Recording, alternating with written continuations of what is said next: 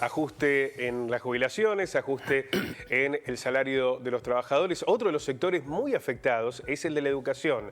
Primero con la eliminación del incentivo docente y luego con el desfinanciamiento que se está generando en las universidades de todo el país. Esta semana, rectores, rectoras se han manifestado para pedir urgentes recomposiciones. Las universidades están trabajando con un presupuesto que fue aprobado en el 2022 para ejecutarse en el 2023. Imagínense ustedes esos números con esa inflación en este 2024. ¿Esto qué genera? Que algunas digan, bueno, vamos a poder funcionar hasta marzo, otras hasta abril. Recién veíamos la Universidad de Misiones que señalaba que no podían extenderse de julio. Hay universidades como la de Río Cuarto que han planteado que no pueden garantizar los productos de la alimentación, los insumos para la investigación, los programas. Estamos ante una situación realmente crítica que pone en jaque al sistema universitario. Para este análisis vamos a sumar a dos referentes de los trabajadores en la Universidad de Río Cuarto. Florencia Granato, titular del gremio docente. Florencia, ¿cómo estás? Buenos días, un placer. ¿Cómo les va? Un placer. Gracias por venir. Por favor. Y Daniel Garis, titular del gremio de trabajadores no docentes. Daniel, ¿cómo estás? Buenos días. Buenos días. Un gusto. Bueno, lo que se presumía cuando se indicó que se iba a dar continuidad al presupuesto es lo que está ocurriendo, ¿no? Ya con la definición de los propios rectores y rectoras que quizás aguardaron alguna señal del gobierno y ante esta señal que no ha llegado, ya hablan de que es una situación crítica que se puede convertir en insostenible, Florencia. Sí, insostenible, como vos bien decís. En realidad estamos hablando solamente de la partida del presupuesto universitario que tiene que ver con gastos de funcionamiento. El presupuesto universitario además se conforma por, obviamente, los salarios de todos y todas las trabajadoras y los trabajadores y los programas especiales.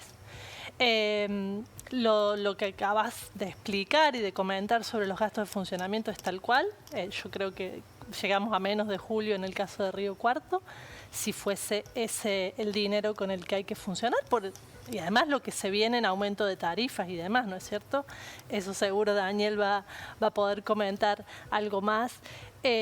Pero también tenemos el tema de los salarios docentes y no docentes. Ha habido una oferta del viernes pasado de 16%, cuando la inflación acontecida es más del 44% entre enero y febrero, ¿no es cierto? Entonces, más la pérdida que tenemos de diciembre, nosotros llegamos calculando con ese 16 que nos ofrecen un 50% de pérdida del salario.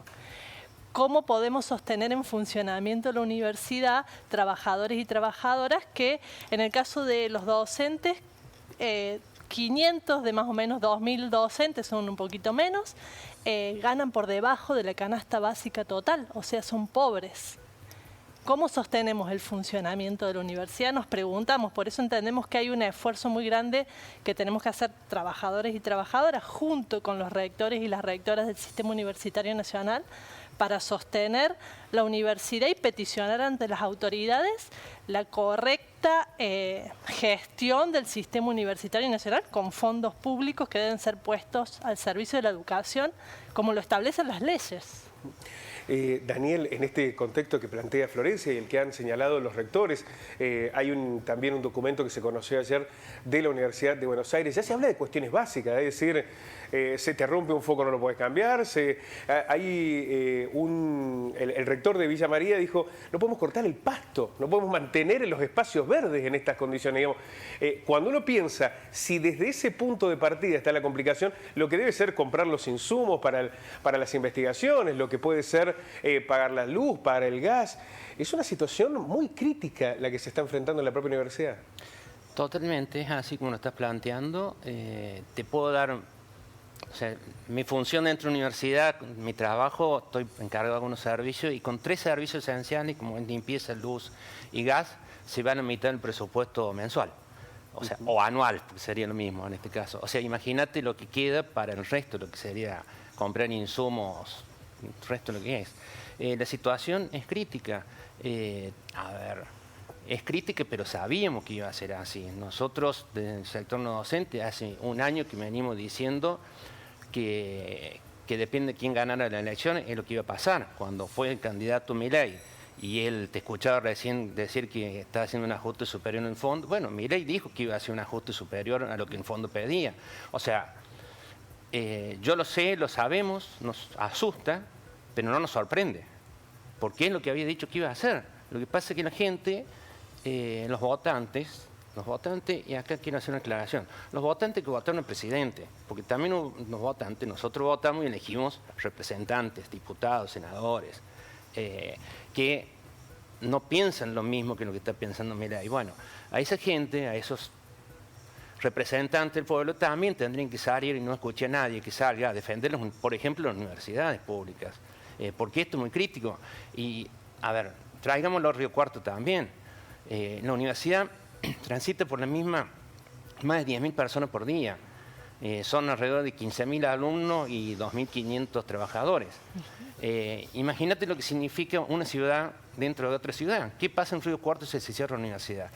Porque la situación esta está llevando a que no se llegue a fin de año que se pueda cerrar la universidad. No solamente vamos a quedar los 2.000 y pico trabajadores en la calle, o con un salario mínimo, porque probablemente no la cierren, pero sí quedamos con el mismo salario de ahora. ¿Y qué pasa con el resto?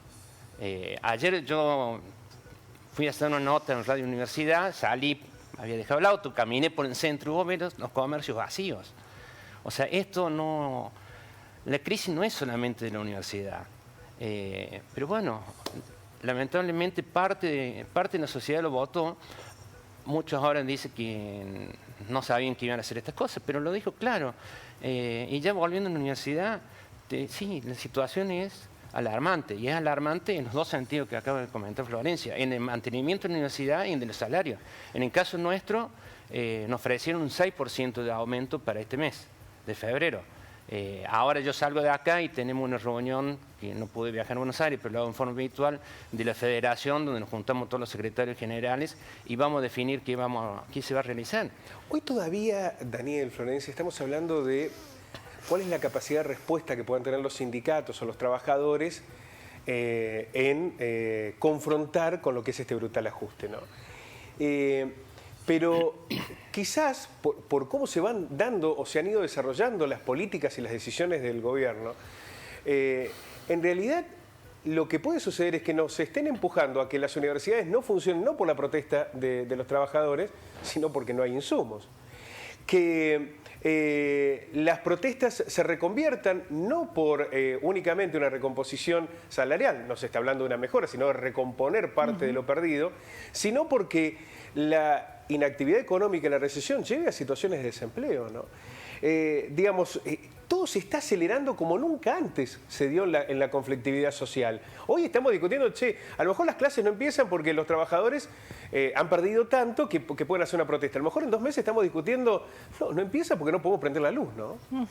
No, y lo que vos señalás, o sea, los salarios de trabajadores y trabajadoras son para sostener nuestra vida, ¿no es cierto? Igual que le sucede al estudiantado con los aumentos de alquileres, de tarifas, de precios de alimentos. O sea, también cuántos estudiantes van a poder sostenerse, o sea, trascendiendo el presupuesto de la universidad, ¿no es cierto? ¿Cómo es sostener la vida de los y las estudiantes para que estén en condiciones de... Sin beca y sin comedor, por ejemplo, o con un comedor a precios de mercado, ¿no? Por ejemplo, o como bueno, el comunicado del rectorado lo indica, una devaluación de las becas, porque si tenés los mismos montos a un año vista con un 200% de inflación, obviamente que esos becarios pueden adquirir un cuarto de los bienes que podían adquirir en aquel entonces. Entonces, es una crisis muy profunda que sobre todo la pregunta es, ¿qué se persigue? Yo tengo una opinión, porque en principio no es que estoy diciendo están haciendo más eficiente la universidad. Si fuese eso, inclusive podría estar de acuerdo. Pero esto es otra cosa, esto es aniquilar o eliminar todo lo público, entre ellos la educación pública. Y bueno, yo no comparto esa idea de aniquilar y eliminar, porque es aniquilar y eliminar a quien tengo al lado, a todos nosotros. O sea, es ir contra la vida de las personas y el bienestar, ¿no es cierto? Entonces, bueno, me gustaría que nos expliquen cuál es el objetivo. Insisto, si el objetivo es volver más eficiente algo que es ineficiente, tracemos un plan para hacerlo con objetivos claros, medidas claras, a dónde hay que apuntar, por qué y cómo, pero no esto. Bueno, hay 5.500 ilusiones que comenzaron este año. 5.500 chicos y chicas que decidieron ir a la universidad pública y se van a encontrar con esta compleja realidad, con este desafío que nos plantea el contexto universitario. Por ahora, más allá del comunicado de la conducción de la universidad, ¿había una convocatoria a los sectores gremiales? ¿Se plantea una lucha conjunta entre trabajadores y autoridades? En algún momento yo recuerdo, a ver, tengo la imagen, porque en ese momento era estudiante, de las asambleas a las que nos sumábamos cuando López Murphy iba por todo, ¿no? También, de evaluar salarios, jubilaciones, y en aquel momento había un complemento entre la conducción universitaria y lo que estábamos haciendo los estudiantes y docentes en ese momento. ¿Hoy está ese frente de resistencia, Daniel? Nos estamos armando. Se está gestando. Se está gestando, no queda otra. Lo que pasa es que... Bueno, acá se dejan de lado cualquier otra diferencia porque hay supervivencia, ¿no? No, esto, a ver, incluso esto no es... lo que estamos en Estados Unidos, rectorado, también podemos tener diferencias propias de cada forma de pensar dentro de la universidad. Pero esto no depende de lo que es rectorado o lo que son los gremios. O sea, esto excede totalmente. Bueno, como Florencia me estaba comentando recién, ella estuvo ayer en la reunión de sus sindicatos a nivel nacional, yo la tengo hoy. Entonces, bueno, en realidad estamos esperando tener algunas precisiones más, ya que el gobierno no da absolutamente ninguna precisión de nada. Bueno, viste lo que está pasando con el salario mínimo, lo está derivando. Recién ahora lo va a sacar por decreto. Bueno, entonces... bueno, necesitamos tener algunas precisiones que presumimos que iban a ser así. Bueno, ahora las tenemos concretas. Seguramente vamos a tener que juntarnos, bueno, con ella ya estamos definiendo juntarnos y haremos una reunión con rectorado. Pero tiene que quedar claro que el ajuste viene desde el gobierno.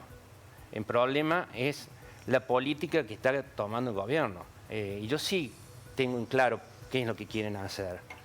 Yo creo que simplemente Milei es un mercenario que está ahí para ayudar a sus amigos. ¿A costa de qué? A lo que está pasando, al costo del pueblo. Es muy simple, bajar salarios, bajar jubilaciones, o no subir, porque en caso es lo mismo. Tuvimos una devaluación del 100%, bajó la inflación del 60% en 2 meses y medio. O sea, es una locura lo que está haciendo. Yo ayer le decía a un compañero, es muy simple lo que está haciendo Milei, nos está apretando. Si yo en mi casa diría, quiero tener superávit, lo que me sobre es algo de plata y como lechuga de 3 meses, me va a sobrar plata, pero al mes voy a estar enfermo. No sé si llego al tercer mes y no me muero. Bueno, lo que está pasando en este país es exactamente lo mismo. Entonces, el ajuste no está llegando para todo. Y lo que vos estás preguntando de los chicos que se inscribieron. Los chicos se inscribieron en noviembre.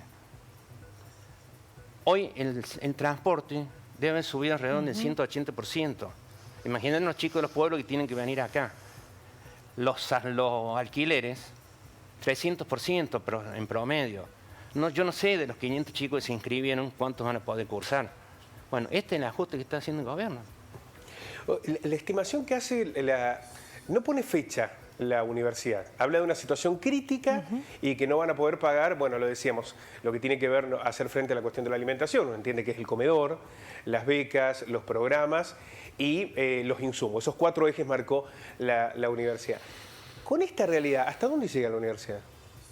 Con un presupuesto que fue aprobado en el 2022. Habían algunas, bueno, yo no fui la que elaboró los números, pero hubo un estudio de ahí 2 compañeros docentes de la universidad que decían... El vicedecano Cristian Santos y el licenciado Jorge Hernández. ¿No? Que hablaban de abril, ¿no? Exactamente. Tampoco sé si los compañeros tenían ahí barajado bien el aumento de tarifas, de cuánto sería y demás, pero bueno, yo entiendo que no es más que esto. Y como vos bien decís, la UBA, recién decías la Universidad de Misiones, lo que dice el rector de Villa María, General Sarmiento en el conurbano, o sea, todas las universidades están en esta situación de emergencia. General Sarmiento dice es un hecho inaudito en los 30 años que tiene la universidad. Bueno, nosotros tenemos más de 50 años y este es un hecho inaudito también, ¿no es cierto? No saber si vamos a poder seguir abriendo las aulas y teniendo a los estudiantes en la universidad y trabajando quienes trabajamos allí. Yo quiero recuperar algo que decía Daniel sobre, bueno, Río Cuarto respaldó en un 70% el voto para la presidencia de Javier Milei. Esto ocurrió también en Córdoba. Hay una mayoría que ha respaldado a este modelo económico, pero también hay una discusión que me planteo si la universidad se la está dando, ¿no? ¿Está siendo activamente participativa la universidad y quienes representan a la universidad? Digo, no solamente como autoridades, sino como docentes, como investigadores además, en lo que le pasaba a la Argentina antes y lo que le está pasando ahora. ¿No hubo una ausencia de los espacios universitarios en un debate real sobre las condiciones sociales, económicas que estaban llevando a la Argentina a este escenario? ¿No se necesitaba una universidad más activa, más comprometida, más allá de lo que sucedía dentro del propio campus? Para que hoy no nos encontremos en esta discusión que ya es tardía, digo, para los efectos, porque como lo señalaba el propio Daniel, Milei dijo que iba a hacer esto, ¿no? Digo, ¿no hay una necesidad de una universidad más presente en esos debates? Sí, obviamente. A ver, nosotros ya, me remito a mi sector, hicimos una recorrida meses antes de las elecciones con todos los compañeros, fuimos por diversas áreas y planteamos lo que iba a pasar. Ya estaba como candidato y le decíamos concretamente lo que iba a pasar. O sea, y si arancelaban las universidades, ¿cuántos alumnos podían llegar a quedar? ¿Cuántos no docentes y cuántos no docentes? O sea, si arancelaban al chileno, como ellos decían, que iban a cobrar alrededor de 200.000 pesos, ¿cuántos alumnos iban a poder pagar? 100 alumnos iban a poder pagar un arancel. ¿Cuántos no docentes y cuántos no docentes? Bueno, lo hicimos todo antes de las elecciones. Lamentablemente, o lo explicamos mal, o la gente, los compañeros, no han tomado la conciencia que tienen que tomar, porque lo que reflejó el voto fue un 70% a favor del ajuste que estaba previsto. Yo entiendo el rol que señala Pablo y sin duda creo que es un espacio que o no se supo ocupar o las universidades no estuvieron a la altura. En algunas circunstancias puede ser que sí, en otras que no. Yo creo que hay mucha investigación de los territorios en las universidades nacionales que a lo mejor, bueno, la superestructura, yo veía la foto de los gobernadores e inclusive los tweets que leyeron ustedes de ellos y parece que estuviesen en otro mundo. O sea, yo hablo más de un despegarse la dirigencia política de la realidad de la vida de los y las argentinas. Yo creo que hay un montón de investigación disponible en universidades, en el sistema científico-tecnológico argentino para resolver un montón de problemas que tiene la sociedad en su devenir, que tienen que ver con sus cuestiones productivas, pero no solo, que tienen que ver con el funcionamiento de la sociedad, de tener más de 7 millones de trabajadores y trabajadoras sin ninguna cobertura porque trabajan en negro totalmente, etcétera. Bueno, esa realidad está hace tiempo, que las pymes no puedan tener las mismas leyes laborales que tienen las grandes empresas porque no llegan, porque no pueden. Bueno, hay toda una discusión que no se ha dado, pero me parece que es porque la dirigencia política o lo que hemos logrado tener como dirigencia política no ha estado atenta a la realidad socioeconómica del país.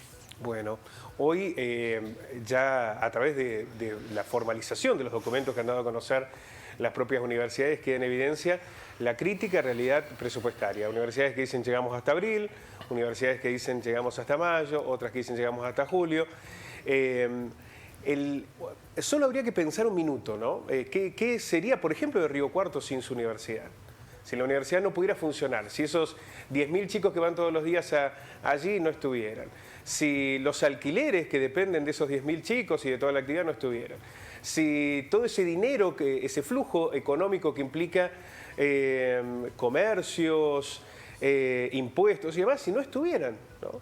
¿Qué sería además si ya no tuviéramos la ilusión de tener ingenieros propios, bioquímicos propios, veterinarios propios, ingenieros agrónomos propios, ¿no? ¿Qué sería de...? ¿Ustedes se imaginan lo que hubiera sido de Río Cuarto sin su universidad? Bueno, esto es lo que nos ponemos en juego, ¿no? Cuando pensamos en la calidad académica y en la viabilidad de un lugar que deberíamos cuidar y mucho, ¿no? Como espacio en el que confluyen a diario más de 10.000 personas, pero que modifica todo, situaciones culturales, sociales, productivas de Río Cuarto y de la región. Florencia, Daniel, muchísimas gracias a ambos. Naturalmente, hemos convocado también a las autoridades de la universidad, se han comprometido a que esta semana puedan estar aquí en los estudios del canal. Vamos a seguir abordando esta problemática. A ambos, muchísimas gracias. Muchas gracias. Un placer.